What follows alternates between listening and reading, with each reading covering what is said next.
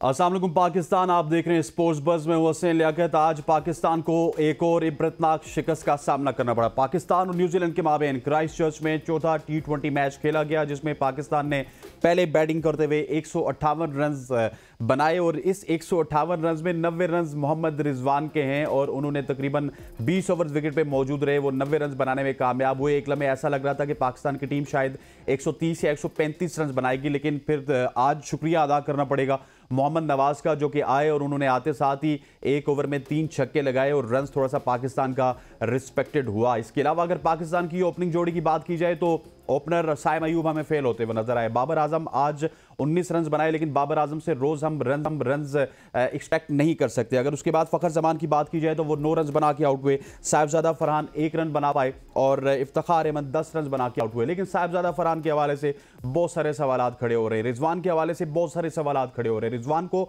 यहां पर बड़े प्लेयर का सबूत देना चाहिए था कि आप टीम के बड़े प्लेयर हैं, आप टीम के मेन प्लेयर हैं और आपको टीम को किस तरह बिल्ड करना है, ये अब रिजवान को और बाबर आजम को करना होगा। यहां पर चाहिए ये था उनको कि डोमेस्टिक के टॉप परफॉर्मर साहिबजादा फरहान को वो ओपनर बेचते और खुद जो है वो उस पोजीशन पे आते जहां पर साहिबजादा फरहान आए। लेकिन क्या कीजिए, उन्होंने भी 3 मैचेस फेलियर के बाद ये साबित करना था कि वो पाकिस्तान टीम के लिए लाजिम और मलजूम है। उन्होंने ये साबित करना था कि आपने ओपनिंग स्लॉट के हवाले से अभी तक नहीं सोचना, क्योंकि जब ये न्यूजीलैंड की सीरीज स्टार्ट हुई थी, इससे पहले हमें यह पता चला कि बाबर आजम और मोहम्मद रिजवान फ्लैक्चुएट करेंगे साइम अयूब और साहिबजादा फरहान के साथ। लेकिन फिर अचानक से एक फैसला हुआ कि मोहम्मद रिजवान को वाइस कप्तान बना दिया गया। उनको जो ही वाइस कप्तान बनाया तो फिर मोहम्मद रिजवान ने यही शर्त रखी होगी कि मैं एज ए ओपनर खेलूंगा और तमाम तर मैचेस खेलूंगा। मेरा ख्याल है अब 90 रन बना चुके हैं, शायद अगले मैच में वो ना खेलें, लेकिन ये 90 रन भी जरूरी नहीं थे। हमने मोहम्मद रिजवान को कहीं नहीं निकालना था। हम आजम खान को इस वजह से ट्राई नहीं कर रहे कि हमने मोहम्मद रिजवान के लिए कोई थ्रेट पैदा करना था, लेकिन शायद हमारे जो टॉप ऑर्डर के प्लेयर्स हैं वो ये सोचते हैं, या टॉप क्लास के जो प्लेयर्स हैं वो बहुत ज्यादा इनसिक्योर, इस वजह से ये तमाम तर मामलात होते हैं। और इसके अलावा अगर पाकिस्तान की बॉलिंग की बात की जाए तो पाकिस्तान की बॉलिंग में शाहीन शाह अफरीदी के अलावा हमें कोई दमखम नजर नहीं आया। शाहीन शाह अफरीदी ने कमाल बॉलिंग की। पहले अपने ओवर्स में उन्होंने 3 विकेट्स ले लिए थे न्यूजीलैंड के। एक लम्हे पे 20 पे 3 खिलाड़ी आउट थे और फिर उसी न्यूजीलैंड के 158 पर 3 खिलाड़ी आउट थे। ना हारिस रऊफ विकेट लेने में कामयाब हुए, ना वसीम जूनियर विकेट लेने में कामयाब हुए, ना मोहम्मद नवाज विकेट लेने में कामयाब हुए। पाकिस्तान का कोई भी बॉलर आज शाहीन शाह अफरीदी के अलावा विकेट लेने में कामयाब ना हुआ। जमान खान 8 मैचेस खेल चुके हैं, उन 8 मैचेस में अभी तक उन्होंने 5 विकेट्स लिए, लेकिन उनके ऊपर सवालात इस वजह से नहीं उठते कि शायद एक बहुत बड़ी फ्रेंचाइज में वो खेलते हैं और बहुत सारे लोगों की आंख का तारा है। आमिर जमाल जो कि ऑस्ट्रेलिया में कमाल रहे, बेहतरीन रहे, ना सिर्फ बॉलिंग में बल्कि बैटिंग में भी उनके पूरी दुनिया में चर्चे रहे, लेकिन उसके बावजूद भी आमिर जमाल क्यों जो है वो ड्रॉप हुए, ये एक बहुत बड़ा सवाल है। पहले T20 में ठीक है वो महंगे रहे, दूसरे T20 की अगर बात की जाए तो उन्होंने बॉलिंग भी अच्छी की, विकेट भी लिए और उसके बाद रन्स भी जाड़े, लेकिन अचानक से तीसरे T20 में उनको भी ड्रॉप कर दिया गया। अब्बास आफरीदी जो कि शानदार लग रहे थे, उनको भी ड्रॉप किया गया और ये कहा गया कि उनके पेट में कोई तकलीफ है, लेकिन ये पेट में तकलीफ न्यू कमर्स को क्यों हो जाती है ये समझ से बालातर है। जब वो परफॉर्म कर रहे होते हैं उनको खेलने नहीं दिया जाता, क्योंकि बहुत सारे लोगों की स्लॉट्स को खतरा हो जाता है, बहुत सारे लोगों की बॉलिंग को खतरा हो जाता है, स्पोर्ट्स को खतरा हो जाता है। और हारिस रऊफ का अब मुझे फंक्शन पाकिस्तान की टीम में नजर नहीं आ रहा, जो कि ऑस्ट्रेलिया और न्यूजीलैंड की कंडीशंस में बहुत ही साजगार होते थे। अब वो ऑस्ट्रेलिया और न्यूजीलैंड में भी एक्सपोज होना स्टार्ट हो चुके हैं और ये सब तब हुआ जब उन्होंने टेस्ट क्रिकेट से दस्तबरदारी का ऐलान किया और उसके बाद बिग बैश खेली और अब तक हारिस रऊफ ने कोई हौसला अफजा परफॉर्मेंस नहीं दी। पाकिस्तान की सालिया सीरीज में बहुत सारी जो है वो चीज़ों पे बात बनती है और बहुत सारे ऐसे स्लॉट्स हैं जहां पर पाकिस्तान को अब काम करने की ज़रूरत है। इस तमाम तर इशू पे बात करने के लिए आज हमारे साथ स्टूडियो में मौजूद है सीनियर स्पोर्ट्स जर्नलिस्ट जनाब शाकिर अबाई साहब। शाकिर साहब, वेलकम करते हैं आपको शो में। सबसे पहले तो मैं फ्लोर आपको दूंगा कि आपके मुताबिक आज के मैच में क्या हुआ। देखिए, इस सीरीज़ में मैं शुरू से भी आपके मुख्तलिफ शोज़ में मैं आके बात करता रहूँ कि मैं इस चीज़ को सपोर्ट कर रहा था कि जितने भी एक्सपेरिमेंट हो रहे हैं, क्योंकि जो टीम कम्बिनेशन हम पिछले 2-3 साल से इवन 4 साल से ट्राई कर रहे हैं, उसने बड़े बड़े मैचेस हमें जितवाए। बाबर और रिजवान की ओपनिंग और उसके साथ साथ जो भी एक कम्बिनेशन हमारा बना हुआ था बाबर की सरबराही में, लेकिन उस कम्बिनेशन ने हमें कोई इवेंट नहीं जितवाया। हम एशिया कप हारे, दुबई में आ रहे हैं, हम वर्ल्ड कप हारे, दुबई में आ रहे हैं, वर्ल्ड कप जाके आ रहे, ऑस्ट्रेलिया में आ रहे। हम मैचेस जीत रहे थे, लेकिन जब हमें कोई अपहिल टास्क मिलता था 200+ नादा गिर गया, वहाँ पर हम जो है वो ढेर हो जाते, हमारी सांसें उखड़ जाती थी। और उस सारी सूरत हाल को सामने रखते हुए जब हफीज़ ने ये चार्ज लिया और एक सारी रिजीम चेंज हुआ ओवरऑल पाकिस्तान क्रिकेट में, तो उसने ये ट्राई ज़रूर की कि हमें अब वर्ल्ड कप जो अमेरिका में हो रहा है उसके लिए एक विनिंग कम्बिनेशन ढूंढ रहे हैं, वो लड़के जिन्होंने डोमेस्टिक में परफॉर्म किया, इंटरनेशनल लीग्स में परफॉर्म किया, उनको लाए गए। साइम को लाए, फरहान सब्जा फरहान का आज बहुत जिक्र हो रहा है। 5 साल पहले उन्हें डेब्यू कराया गया था, लेकिन वो उस डेब्यू में कोई परफॉर्मेंस नहीं दे सके थे। तो 5 साल के दौरान उन्होंने डोमेस्टिक में टन्स ऑफ रन्स बनाए, अच्छी परफॉर्मेंस से। उस परफॉर्मेंस की बुनियाद पर आज वो दोबारा टीम में आए। लेकिन एक ओपनर जो सारी उम्र ओपनर खेला, उसको आप कहाँ पे खिला रहे हैं? और ये उसके साथ भी जाती है, टीम के साथ भी जाती है, मेरा ख्याल है। तो इस सारी सूरत में वो जो एक्सपेरिमेंट हो रहे हैं, उस एक्सपेरिमेंट में गलतियाँ ज़्यादा हो रही हैं। वो कोई ऐसा कम्बिनेशन या कोई ऐसा विनिंग कम्बिनेशन बन नहीं पाया अभी तक हफीज़ से, जिसे जो वो चाहते थे। लेकिन मैं फिर भी आज इन 4 शिकस्त के बावजूद भी टीम की परफॉर्मेंस अपनी जगह बेहतरीन है। लेकिन एक्सपेरिमेंट को हम जो है वो मैं सपोर्ट करता हूँ, इसलिए सपोर्ट करता हूँ कि हमें बायलैटरल सीरीज के अंदर सर खुल के होने चाहिए। आपको मैं बताता हूं कि रिजवान अगर आज के मैच में ड्रॉप हो जाते हैं ना, कोई रिजवान को टीम से बाहर ना निकालता। बिल्कुल कोई इसमें कोई अर्थ नहीं है। देखिए चले वो खेल भी रहे थे ना यार, आप उनके ऊपर तजुर्बा करें जो कि पिछले 4-5 साल से पाकिस्तान टीम की रीढ़ की हड्डी हैं। वो अगर 5वें नंबर पे आ जाएं और आप एक ओपनर को जो कि कमबैक कर रहे हैं 5 साल बाद, उसको कॉन्फिडेंस की जरूरत है, उसको उसके स्लॉट पे ट्राई कर लें। नहीं, मैं वही बात कर रहा हूँ, जब आपने फरहान को मौका देना था या तो उसको खिलाते ना। यस, उसको खिला रहे हैं तो फिर उसको उसके स्पॉट पे खिलाते, जो उसकी रोल है, जो जहां उसने सारी उम्र क्रिकेट खेली है। डोमेस्टिक से उसको उठाकर जब इंटरनेशनल में लेके जा रहे हैं और साथ उसको वो जगह भी नहीं दे रहे जहां वो खेलना चाहते हैं, जहां उसकी एक्सपर्टीज है, जहां वो एक्सपर्ट है। तो ये उसके साथ ज्यादती है। और ये मैं कह रहा हूँ कि ट्रायल्स हो रहे हैं, तजर्बात हो रहे हैं, तजर्बात में गलतियां हो रही होती हैं, लेकिन इतनी नहीं होनी चाहिए। अब चौथा मैच भी आप हार गए। रिजवान की हद तक मैं ये ज़रूर कहूँगा कि आज वो फाइट किया, उन्होंने बहुत अच्छा खेले। लेकिन आप 20 ओवर खेलते हैं और 3 छक्के लगाते हैं सिर्फ। पिछले मैच में एक उनका बैटर आपको 16 छक्के मार जाता है, 12 तो मिड विकेट पर मार जाता है आपको। उस सारी सिचुएशन में आप ये सोचें, न्यूजीलैंड जैसी टीम, प्रोफेशनल टीम, अपने ग्राउंड्स में, जहाँ ग्राउंड निस्बतन दुनिया में सबसे छोटे ग्राउंड न्यूजीलैंड में होते हैं, वहां भी पूरे 20 ओवर में आपके 6 छक्के लगते हैं, और 6 में भी 3 नवाज आखिरी ओवर में आके मारता है। तो इस सारी सूरत में आप ये समझें कि हमने जो है वो 140 या 130 के स्ट्राइक रेट के साथ 100 कर लिया, 90 कर लिया, और आप टीम को जो है वो कोई एक बड़ा जाती पर्सनल बेस्ट रिजवान का है, लेकिन टीम के लिए आप 20 ओवर खेल के आ रहे हैं और 160 रन बना रहे हैं। जबकि वही टीम जो पिछले 2 मैचों में जो है वो 80-90, तो 180-190 हम बना रहे थे, और हमारे मुकाबले में 200 क्रॉस कर रही है न्यूजीलैंड की टीम। आपने पहले बैटिंग करके कम से कम उन्हें 200 का टारगेट तो देना था। आज सोचें 200 होता, 20 पे 3 पाकिस्तान ने बड़ा अच्छा स्टार्ट शाहीन ने दिया, तो वो कितना हम कंफर्टेबल पोजीशन में होते। ट्रायल हो रहे हैं लेकिन डर डर के हो रहे हैं, तजर्बात हो रहे हैं लेकिन थोड़ा सा खौफ भी है, इस पावर प्लेयर का खौफ है कि ये जो काफी अरसे से आप क्रिकेट को कवर करें शाकिर, आपने साइम अयूब को बड़े करीब से भी देखा। साइम अयूब पिछले 2 मैचेस में ना, पहले 2 मैचेस में हमें उस इंटेंट में नजर आए, एक में वो चले, दूसरे में नहीं चले। उसके बाद मेरे ख्याल उनको ये समझाया गया किसी साथ वाले प्लेयर की जानिब से, क्योंकि मैनेजमेंट तो उनको चांस दे रही है कि यार तू रुक के खेल, तूने इनिंग्स बिल्ड करनी है, तू अपने लिए खेल, तू 50 बना, ठीक है। वो उस 50 बनाने के चक्कर में वो 6 गेंदों पर 1-1 रन बना के हम ये नहीं चाहते ना, यही तो जुल्म है ना, कि हम नहीं चाहते कि ये वाला जो माइंडसेट है जो चल रहा है, ये नए आने वाले प्लेयर के अंदर इनकलकेट किया जाए, उसको उसकी आज़ादी के साथ, उसके पोटेंशियल के साथ, उसका जो नेचुरल स्टाइल है, हम उनको साइम को क्यों लेके आए?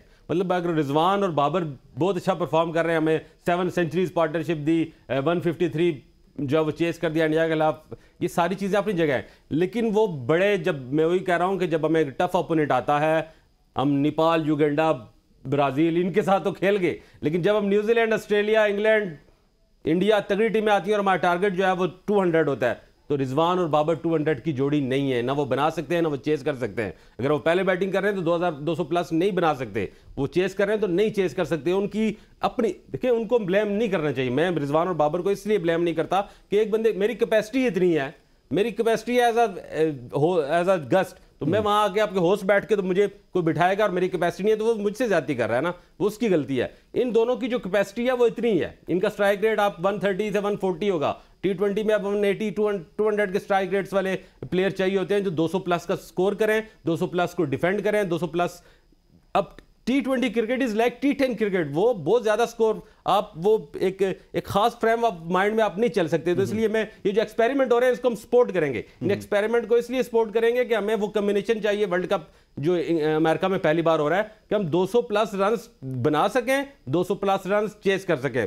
रिजवान और बाबर की दोबारा यही बात मैं देख रहा हूँ सोशल मीडिया पे भी कि यही कॉम्बिनेशन विनिंग है, इसको वापस लाया जाए। इसको सर्व किया, जरूर सर्व किया, लेकिन मैचेस जितवाए, टूर्नामेंट एक भी नहीं जिताया। कोई एक ट्रॉफी बता दें जो रिजवान और बाबर की परफॉर्मेंस से हमने जीती। मैचेस जीत के हम सेमीफाइनल, फाइनल में जरूर गए, लेकिन जब हमें टफ टारगेट मिला तो हमारी सांसें भूल गई। इसलिए एक्सपेरिमेंट को सपोर्ट करें, बिल्कुल करें, लेकिन जो एक्सपेरिमेंट कर रहे हैं हफीज साहब, उनको भी देखना चाहिए कि एक्सपेरिमेंट का मतलब ये नहीं है कि पूरा टीम का फैब्रिक ही तबाह कर दिया जाए। अच्छा सर, ये बताएं कि आजम खान जिनके हवाले से ये कहा जा रहा था कि वो 5 मैचेस तो लाजमी खेलेंगे, लेकिन हम क्या प्लेयर को खुद सेव कर देते हैं, उसको एक ज़िंदगी दे देते हैं कि वो 3 मैच फेल हुए, हमने उनको बाहर बैठा दिया, अब लेट्स सपोज वो वापस आएंगे ना, वो सीपीएल में परफॉर्म कर दें या पीएसएल में परफॉर्म करते हैं, शाकिर साहब एक और हवा स्टार्ट हो जाएगा। हम एक प्लेयर को रेगुलरली 1 या 2 सीरीज दे दें और उसके बाद उसको मतलब उसका किस्सा तमाम कर देना, फिर उसके बाद उसको कहें यार कि तुम इस एवरेज से खेल रहे हो। हम तो प्लेयर को बार बार खुद मौका दे रहे हैं।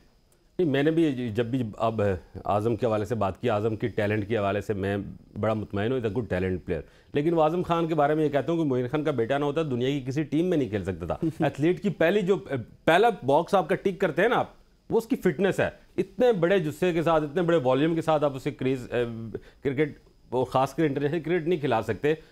ठीक है, आज़म खान को अगर वापस आप लाए थे, वो परफॉर्मेंस की बुनियाद बनी थी उनकी, यकीनन उन्होंने लीग की परफॉर्मेंस थी, लेकिन साबित हुआ ना कि लीग क्रिकेट और इंटरनेशनल क्रिकेट में ज़मीन आसमान का फ़र्क है।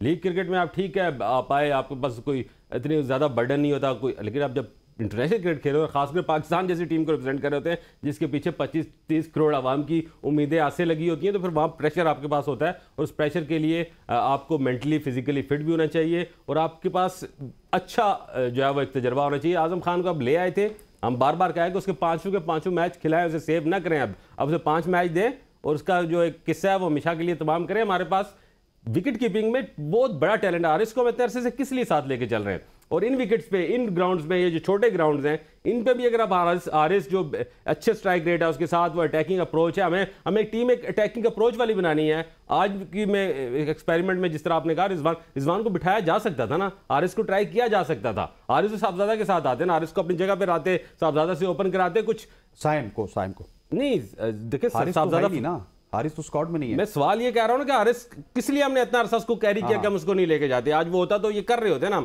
इस बुनियाद पर हमें कोशिश करनी चाहिए कि अब जब T20 का स्क्वाड बनाना है तो अगर हमने देखें, ये बहुत मुश्किल फैसला था, बहुत तल्ख फैसला था कि बाबर और रिजवान की जोड़ी को तोड़ा जाए। बहुत पावर प्लेयर अपनी जगह, जो प्लेयर्स की पावर है, एक पूरी मोनोपोली है उनकी इस टीम के अंदर, उनको तोड़ना, फिर शायकीन बहुत बड़ा एक fan following, crazy fan following उनके, उसको जो है वो डिस्टर्ब करना और फिर एक पूरा कल्ट बना हुआ है मीडिया के अंदर इस सारी सूरत-ए-हाल में, उनका भी फेस करना। ये मुश्किल फैसले जब कर लिए थे तो कुछ ज्यादा बड़े दिल के साथ और फैसले कर लिए जाए, तनकीद तो हो रही थी, होती रहेगी। आपको देखिए, जब भी आप गैर मकबूल और अनपॉपुलर फैसले करते हैं तो आपको तनकीद बैकलैश आता है, लेकिन लॉन्ग रन में उसके रिजल्ट पॉजिटिव होते हैं। यही जब हम कम्बिनेशन बना लेते, बेहतर हो जाता। आप जो है वो मोइन खान के बेटे के बजाय आपकी नजरें जो है वो हारिस पे ही होती है, जिसको हम अरसे से कैरी कर रहे हैं, तो शायद बेहतर सर्व होते। मैं बार बार अपनी बात को फिर यही इस तरह कंक्लूड करूंगा कि हमें ट्रायल टेस्ट कर रहे हैं, हमें एक विनिंग कम्बिनेशन बनाना है। हम उस जो है वो फ्रेम ऑफ माइंड से निकल के एक नए विनिंग कम्बिनेशन की तरफ आना चाहते हैं। हम बेस्ट 11 बेस्ट 15 की जो है वो सोच और अप्रोच के साथ जा रहे हैं, उसकी तलाश में है। बहुत अच्छे दिमाग इस वक्त टीम के साथ है। Hafeez is a brilliant person. Yasir Arafat high performance coach. मैं कहता हूं पाकिस्तान की तारीख का इस वक्त इस वक्त जो लॉट मौजूद है, सबसे बेहतरीन शख्स अगर T20 के लिए खास करके। यार आपने बहुत अच्छी बात कर दी शाकिर, और इसी अच्छी बात पे मैं ब्रेक लेना चाहता हूं। ख्वातीन रोजात ब्रेक लेते हैं और फिर शाकिर अब्बासी से पूछेंगे यासिर अरफात के हवाले से भी और शाहीन शाह अफरीदी की कैप्टनसी के हवाले से, और पाकिस्तान की बॉलिंग को सब माफ कर देते हैं, पाकिस्तान की बॉलिंग के हवाले से भी बात होगी। स्टे विद अस।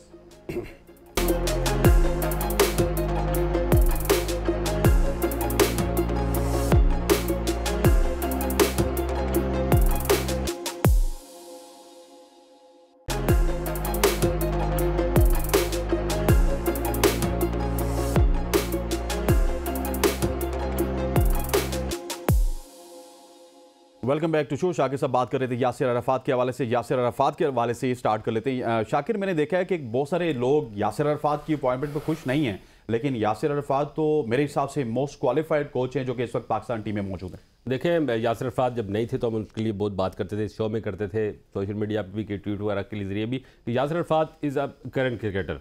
उसने पाकिस्तान के लिए भी खेला, फिर जाके इंग्लैंड में वो खेला, और फिर लेवल 4 कोर्स पीसीबी तो जो है वो ऐसे सर्टिफिकेट बहुत बांटता रहा लेवल 4 के, लेकिन ईसीबी के जो सर्टिफिकेट है वो पाकिस्तान में शायद मेरा ख्याल है किसी के पास नहीं, ओनली लेवल 4 कोच। तो उसकी ज़रूरत थी। एक तो is a very good in जो एक सीना कंट्रीज़ की क्रिकेट है जहाँ हमेशा जाके नाकाम होते हैं, उसके लिए भी बड़ा उसके पास एक पोटेंशियल और एक तजुर्बा है, और फिर पाकिस्तान को सर्व करके क्या पाकिस्तान में क्रिकेट खेला। तो ये दोनों का जो एक कॉम्बो उसके अंदर था, वो उसकी सख्त ज़रूरत है कि पाकिस्तान क्रिकेट जो है वो उससे इस्तेफादा करे और फाइनली एक अच्छा डिसीजन हुआ। और उनकी पाकिस्तान टीम में मौजूदगी, उनका जो एक हाई परफॉर्मेंस को मॉनिटर करना, उसके लिए जो है वो बाकी जो कोचेस को कोऑर्डिनेट करना, हेल्प करना, और प्लेयर्स को खास करके जो पर्सनल उनको ज़रूरत है उसके लिए उनको मोटिवेट, उनको गाइड करना, ये यासिर अरफात की बड़ी ज़रूरत थी और बहुत अच्छा फैसला हुआ। और उसके असरात अगर फौरी नहीं तो इंशाल्लाह आगे आपको नज़र भी आएंगे। और यासिर अरफात का एक अपना एक उसके जो वर्क एथिक्स है ना क्रिकेट में, वो बड़े प्रोफेशनल है। वो किसी पॉलिटिक्स में नहीं होता, वो किसी नौकरी बचाने के चक्कर में नहीं होता।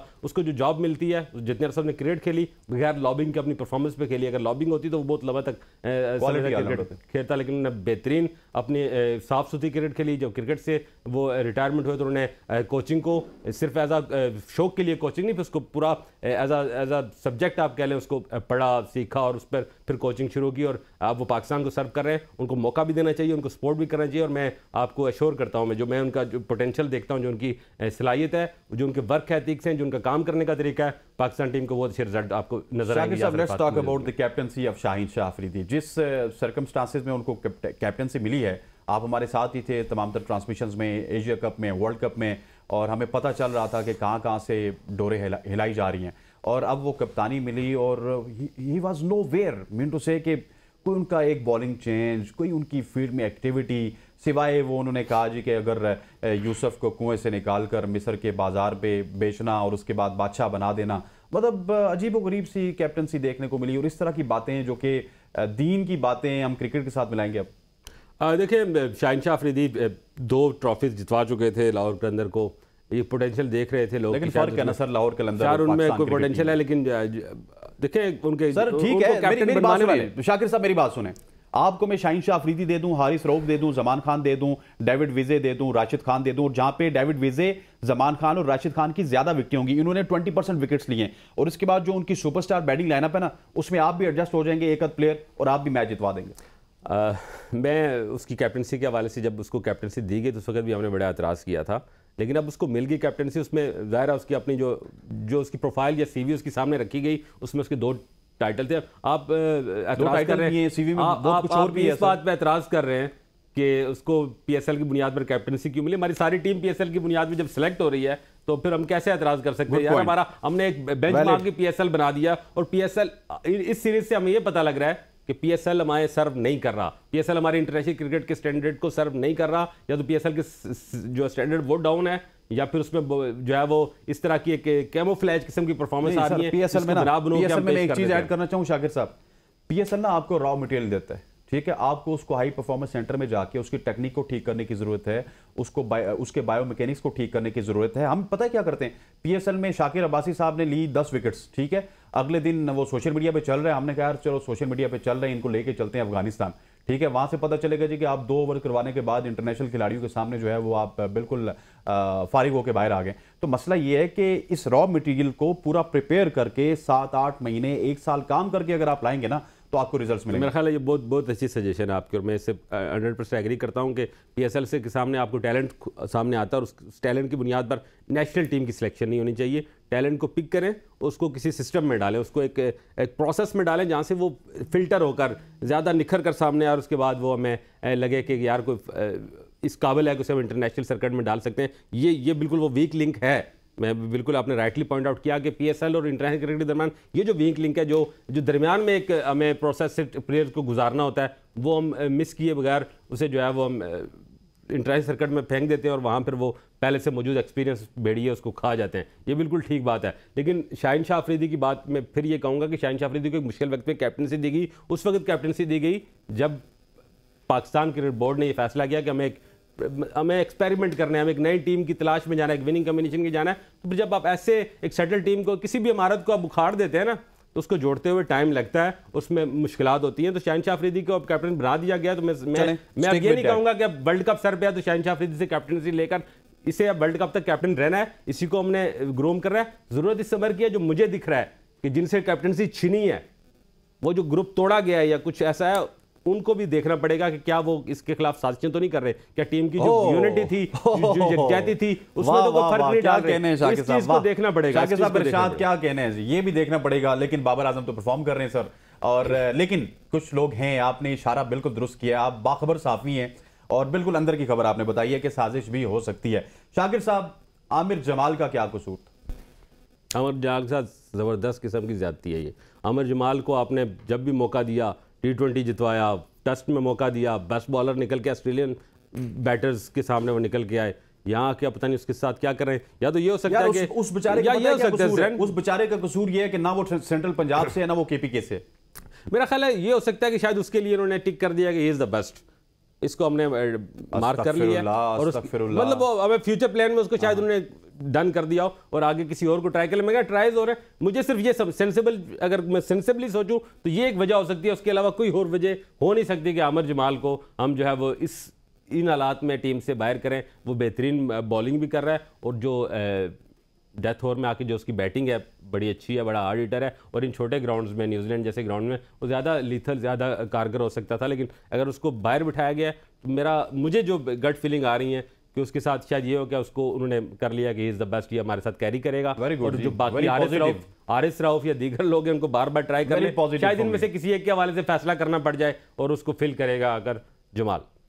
Sir Haris Rauf was nowhere. देखिए हारिस रऊफ को अगर टीम से किसी ने बाहर करना है तो आमिर जमाल ही है, अपनी परफॉर्मेंस अपने, क्योंकि आमिर जमाल और हारिस को मैं तकरीबन एक तरह का ही बॉलर देख रहा हूं। तो हारिस, लेकिन आमिर जमाल में जो बैटिंग की एबिलिटीज है सर, यही ना, ये एक तो ये एज है उसको बैटिंग पे, लेकिन साथ उसकी हारिस की बॉलिंग डाउन जा रही है, आमिर जमाल की अब जा रही है। तो जो उनका बॉलर टू बॉलर कंपैरिजन है उसमें भी आमिर जमाल ज्यादा भारी नजर आता है। और फिर जब आइसिंग ऑन द केक उसकी बैटिंग है वो। लेकिन सर हारिस रऊफ के साथ हो क्या गया? आप उनके साथ कैरी कर रहे हैं, कभी उनको पहला नया बॉल दे रहे हैं, कभी उनको मिड में आप ला रहे हैं। पहले हम देखते थे बाबर आजम की कप्तानी में वो आते थे तकरीबन 11वें ओवर के बाद, इंपैक्ट जरूर डाल देते थे, लेकिन उस वक्त तक आपके शादाब खान और नवाज इतना डंड डाल चुके होते थे कि वो वापसी नहीं कर सकते थे। लेकिन हारिस रऊफ नोवेयर सर, एक ओवर में 2 रन, अगले ओवर में 28 रन, और वो जो टेप बॉल वाली बॉलिंग नहीं होती, फिल एलन से बचा रहे थे, कभी वाइड के ऑफ स्टंप पे जा रही है, कभी वाइड जो है वो लेग स्टंप पे आ रही है। What's wrong with him? मेरा ख्याल है वो मेंटली डिस्टर्ब है। और मैं आज के मैच में, पिछले मैच में देखूंगा उसने कितने